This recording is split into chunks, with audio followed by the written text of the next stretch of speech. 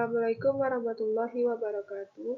Perkenalkan, nama saya Aisyah Alifa Putri dengan NIM 2448201086. Di sini saya akan memaparkan materi tentang teori sel, organel, dan siklosel. Yang pertama ada teori sel. Sel merupakan unit terkecil dari makhluk hidup. Sel sebagai satuan struktural, yaitu sel menyusun struktur tubuh organisme. Sel sebagai satuan fungsional, yaitu sel dapat melakukan fungsi fisiologisnya dan dapat mendukung fungsi fisiologisnya sendiri.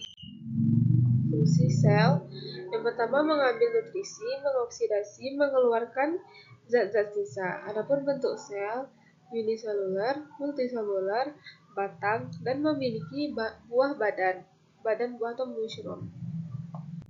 Selanjutnya ada sel eukariot. Sel ini memiliki membran inti, bersifat aerob, bentuknya multiseluler, organel kompleks, dan terbungkus membran. Membran inti sebagai pemisah inti dan retikulum endoplasma. Selanjutnya sel prokariot. Sel yang tidak memiliki membran inti. Bentuknya uniseluler, bersifat aerobik atau anaerobik, organel tidak kompleks, ribosom berada di sitoplasma. Selanjutnya ada sel bakteri. Sel ini memiliki membran sel, inti sel, dan sitoplasma mengandung granula, spora, vakuola, dan massa pembentuk inti. Adapun bahan penyusun sel yang pertama ada air, karbohidrat, protein, lipid, dan nukleat. Materi kedua, organel sel. Yang pertama ada inti sel, nukleolus menempel pada nukleus. Nukleolus tidak mengandung DNA, tetapi mengandung RNA dan protein.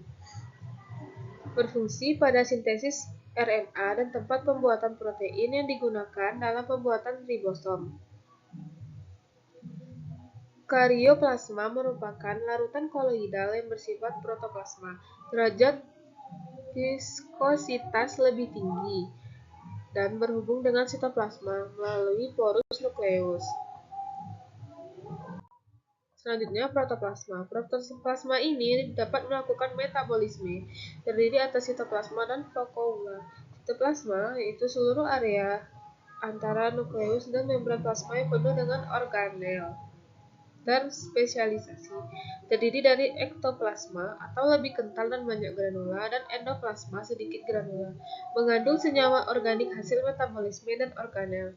Granula adalah organel dan inklusio untuk metabolisme sel. Yang kedua ada vakuola, berisi cairan sel, memiliki kemampuan untuk mengakumulasi substansi dengan transfer aktif enzim spesifik. Selanjutnya mitokondria, tempat oksidasi substrat, sintesis ATP, dan tempat awal sintesis urea. Sekresi enzim misalnya sitokrom, oksidasi, dan ATPase. Jumlahnya tergantung kondisi dan jenis sel. Membran ganda, membran dalam membentuk kristal atau enzim oksidasi. Selanjutnya ada mesosom. Pada sel prokariota berupa pelipatan membran sitoplasma untuk memperluas permukaan dalam. Mesosom berfungsi dalam pembentukan dinding sel dan pembelahan sel. Yang terakhir ada retikulum endoplasma. Protein yang dihasilkan dari RR antara lain protein khusus dalam organel seperti protein di dalam Golgi, lisosom, endosom, vakuola.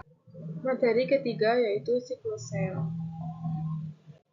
Siklosel adalah rangkaian kejadian terurut yang terjadi di dalam sel yang menyebabkannya membelah menjadi dua sel anak. Proses ini penting untuk pertumbuhan, perkembangan, perbaikan jaringan, dan reproduksi. Selanjutnya, perbedaan sel prokariotik dan eukariotik. Contohnya seperti ukuran sel, dia sangat berbeda. Kalau keberadaan organel di sel prokariot itu sedikit, sedangkan di eukariot itu banyak. DNA di sel prokariot meningkat berpilin ganda pada nukleoid, sedangkan di sel eukariot panjang dan berpilin ganda pada nukleus. Metabolisme di prokariot anaerobik dan aerobik, sedangkan di sel eukariot aerobik. Selanjutnya bisa dibaca di tabel. Ini adalah gambar proses siklus prokariotik. Selanjutnya, siklus sel eukariotik. Struktur sel prokariotik. Yang pertama ada membran sel, membran plasma, yang kedua ada sitoplasma. Sitoplasma ini berfungsi sebagai tempat berlangsung reaksi metabolisme yang terdapat di dalam sel. Yang ketiga ada nukleus, fungsinya sebagai pusat kegiatan yang ada di dalam sel. Nukleus ini terdapat cairan inti, nukleoplasma, selaput inti, dan anak inti atau nukleolus. Yang keempat ada ribosom. Ribosom ini merupakan struktur sel prokariotik yang berupa butiran dengan fungsi untuk memperbaiki protein. Yang kelima ada dinding sel.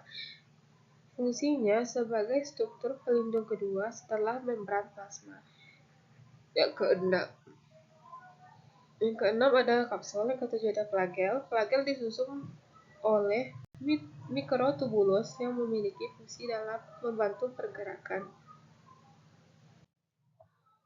Siklus sel eukariotik ini terdiri dari dua fase utama. Yang pertama ada interfase, yang kedua ada fase mitotik atau fase M. Mari kita bahas yang interfase. Yang pertama itu interfase. Fase ini merupakan fase persiapan sel untuk pembelahan dan terdiri dari fase G1, fase S atau G2, dan fase G2. Fase G1 itu sel tumbuh dalam ukuran mensintesis protein dan organel.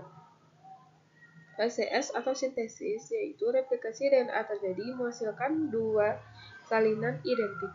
Yang ketiga fase G2 atau G2, sel terus tumbuh dan mempersiapkan diri untuk mitosis. Selanjutnya yang kedua, fase M atau mitotik. Fase M ini terdiri dari mitosis dan sitokinesis. Mitosis adalah pembelahan sel inti yang menghasilkan dua inti anak yang identik. Mitosis ini terbagi menjadi 4. Yang pertama profase, yaitu kromosom memadat, membran inti menghilang, dan benang spindel mulai terbentuk. Yang kedua metafase, kromosom ini bersejajar di bidang ekuator sel. Yang ketiga anafase, kromatid saudara terpisah dan bergerak ke kutub sel berlawanan. Yang keempat ada telofase, kromosom mencapai kutub, membran inti terbentuk kembali, dan kromosom mulai mengendur. Selanjutnya yang kedua ini sitokinesis. Sitokinesis itu pembelahan sitoplasma menghasilkan dua sel anak yang terpisah. Sekian pemaparan materi dari saya. Mohon maaf apabila terjadi kesalahan. Wassalamualaikum warahmatullahi wabarakatuh.